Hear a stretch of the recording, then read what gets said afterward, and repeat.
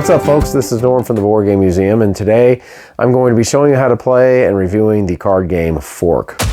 Now, F.O.R.K is an acronym of 4 animals that are going to be in this game, and this is kind of a food chain trick-taking game, meaning that you're going to be resolving them due to the power of the animal. Anyway, the object of the game is you're going to be trying to score the most amount of points by the time somebody ends up getting a certain amount of cards won. So, let's check it out. Okay, everybody, so I have this game set up for 4 players. Over here, you've got 4 different terrains. You've got the swamp, the Arctic, the desert, and then the mountain.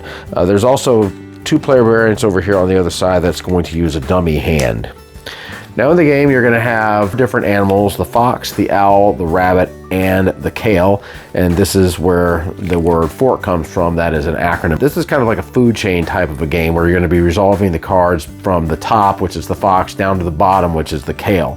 Fox will take out owls and rabbits. Owls will take out rabbits. Rabbits will take out kale. However, if there's like duplicate animals in the game as the game is getting resolved, if there's 2 of the same, they're going to get removed.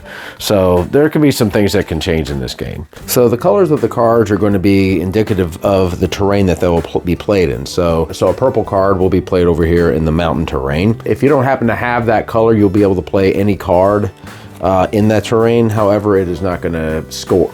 First thing, the lead player is going to go ahead and choose a terrain. Let's say he chooses the swamp.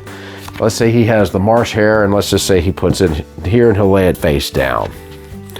Over here, player 2 has kale. Let's say he places it here. He will place kale face up. Player 3 has a fox, and everybody's going to have a fox or 2, depending on how many players there are. So he'll put this face down like so. And player 4 has a striped owl, so let's say he goes ahead and plays that. Now that that has all been filled out, you're going to go ahead and reveal the cards, and then you're going to go ahead and resolve them. So the first thing is, if 2 or more foxes were played in the trick, both the foxes are going to be discarded. This is not the case right now, so the fox is going to score for the striped owl or the hare if there were no owls. Since there is a striped owl over here, he will go ahead and take this card and place it in front of him and score it, and then the fox will be removed. Now we go over here to the marsh hare, which is left.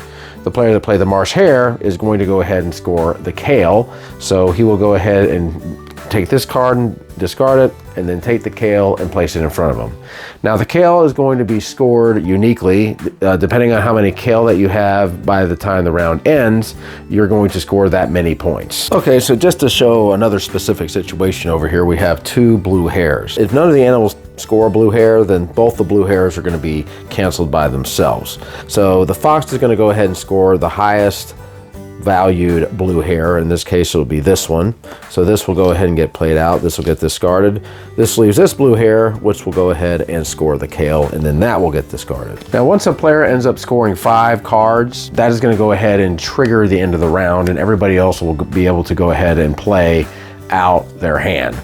And the way you're going to go ahead and score for the round is you're simply going to go ahead and look at whatever animals that you have scored, and you'll look at the star. That will be the value of that animal. So in this case, this marsh hare will be 3. And again, you'll score for the kale this way. So if I had 3 kale that I had scored, I would go ahead and get 4 points for those kale. So everyone will go ahead and count up their points, and whoever has the most amount of points will win the game. So when I first received this game, I think I got an earlier copy of the instructions. To be honest, they were really confusing. I probably had to read them a few times and watch some videos just so I can kind of understand the way the game worked. But once I was able to kind of understand what was going on with all the resolving and everything, it did start to make some sense. Now, they do have a second edition of this game coming out really soon, and my understanding is that they have made some rule changes. So with this edition of the game, the way I look at it is like this. You've got foxes, which are going to be the strongest suit of the game, and you have the best chance of scoring with them because they take out owls and rabbits. However, if anybody else plays a fox, those cards are going to get canceled out. So there's a risk playing the foxes. With the kale, you have the least amount of chance of winning the kale because you have to try to make sure that there are no rabbits there. So if there is a rabbit, then they're going to score the kale and you won't. But you still might score the kale because maybe the rabbits will get canceled out. Maybe the rabbits will get taken out by any of the owls that may get played. So then it comes down to the owls and the rabbits. Which ones should you play?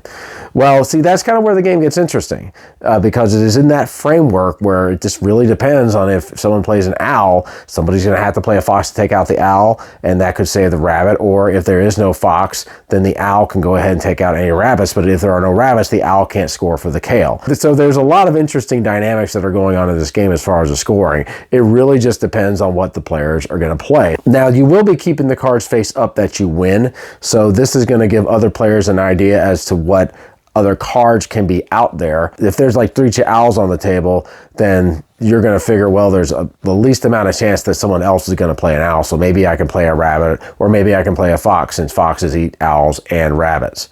It is a unique game. It has a very interesting trick-taking mechanic. You know, you're really going to be playing a card and just hoping that maybe you'll be able to score with it. They're going to be played face down, except for the kale. If the kale is played, then maybe somebody can try to play a rabbit, but then somebody may try to play an owl too. So the kale, in a lot of ways, is going to kind of be a temptation for someone to try to score it.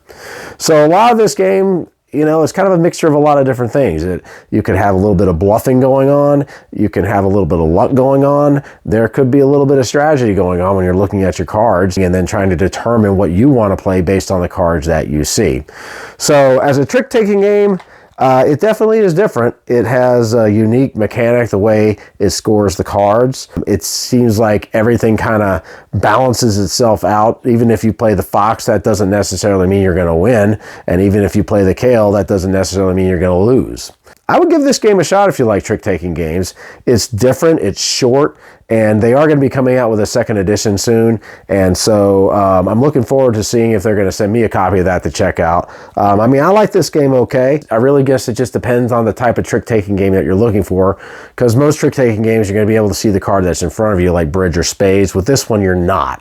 Anyway, guys, that's my review of Fork. We'll see you. Keep on gaming. Thanks for watching, everybody. Subscribe, like, and comment. And click and share share and have fun. Have a lot of fun. That's what you gotta do.